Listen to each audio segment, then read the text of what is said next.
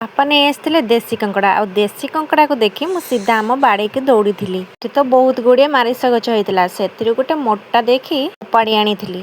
ଏଇ ମାରିସ ନାଡ଼ି ଆଉ ଦେଶୀ କଙ୍କଡ଼ା ଦେଖିଲେ ମୋ ମା ହାତ ରନ୍ଧା କଥା ମନେ ପଡ଼ିଯାଏ। ଦେଶୀ କଙ୍କଡ଼ା ଆଳୁ ମାରିସ ନାଡ଼ି ଝୋଳ କରେ, ଓଃ କି ବଢ଼ିଆ ଲାଗେ। ସତରେ ମା ହାତରେ ଯାଦୁ ଅଛି। ଯୋଉ ରୋଷେଇରେ ଏବେ ହାତ ଦେଇଦିଏ ବହୁତ ବଢ଼ିଆ ଲାଗେ।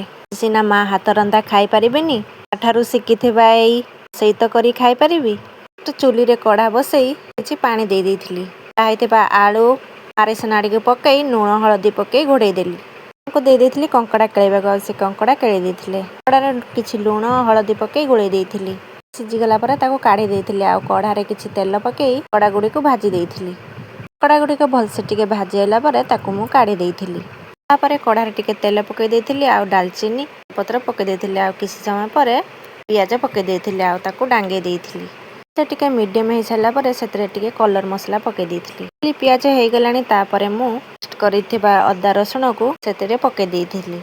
ସେଠୁ ଟିକେ ଭଲସେ ହେଇସାରିଲା ପରେ କିଛି ସମୟ ପରେ ସେଥିରେ ମୁଁ ଟମାଟୋ ଟିକେ ପକେଇ ଦେଇଥିଲି।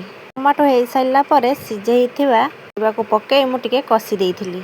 କିଛି ସମୟ କଷିଲା ପରେ ସିଝାରୁ ପାଣି କାଢ଼ିଥିବାରୁ ପାଣିକୁ ମୁଁ ଦେଇ ଦେଇଥିଲି। ଟିକେ ଫୁଟି ସାରିଲା ପରେ ମୁଁ କଙ୍କଡ଼ାକୁ ସେଥିରେ ପକେଇ ଦେଇଥିଲି। ପରେ ମୁଁ ଟିକେ ଫୁଟିବାକୁ ଛାଡ଼ି ଦେଇଥିଲି। ତା ସମୟରେ ସେଥିରେ ଟିକେ ମୁଁ ଆମ୍ବୁଲ ପକେଇ ଦେଇଥିଲି। ଶେଷରେ ଗୋଟା ମସଲା ଗୁଣ୍ଡ କରି ରଖିଥିଲି ତାକୁ ପକେଇ ଦେଇଥିଲି। ମୋ ପୁଅ ଯେହେତୁ ରାଗ ଖାଇବନି, ଦେଇ ଆମର ଟିକେ ରାଗ ପକେଇ ଦେଇଥିଲି। ଶେଷରେ ବନି ଯାଇଥିଲା ଦେଶୀ କଙ୍କଡ଼ା ମାରିସ ନାଡ଼ି ଆଳୁ ଝୋଳ। ଥିଲା ହେଲେ ମୋ ମା ପରି ନୁହଁ।